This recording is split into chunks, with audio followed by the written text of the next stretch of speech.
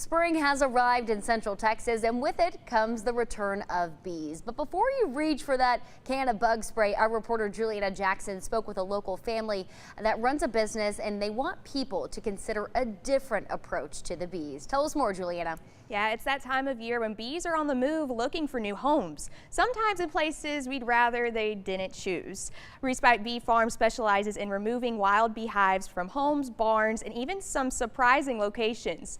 The Beckers perform live removals, which is carefully extracting the queen and relocating entire colonies to their farm in Rogers. This process not only saves the bees, but prevents further damage to homes. The timing for this is crucial. Bee populations are facing a crisis across the state and nation. Up to 50 to 75% of commercial beehives are dying after pollination seasons, which is devastating to creatures responsible for much more than just honey.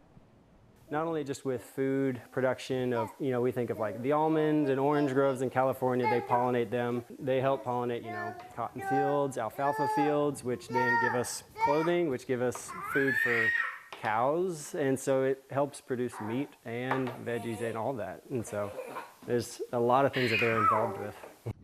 The Beckers aren't just saving bees, they're creating new beekeepers through a mentorship program. People can learn beekeeping skills and take home their very own hive at the end of the course, continuing a tradition the Becker family sees as part of their legacy. So if you spot a swarm of bees or discover a hive on your property, the Beckers recommend calling a professional remover instead of reaching for that bug spray.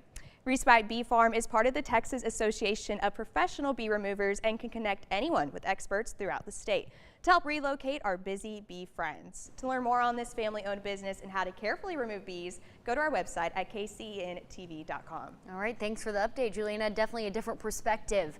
People in Limestone County say a power company is scheduled to spray poison under their power lines next week, and that when they did it last year, countless bees in the area were killed.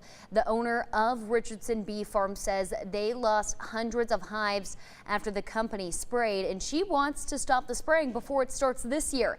A protest will be held at the Navasota Valley Electric meeting tomorrow at 3 p.m.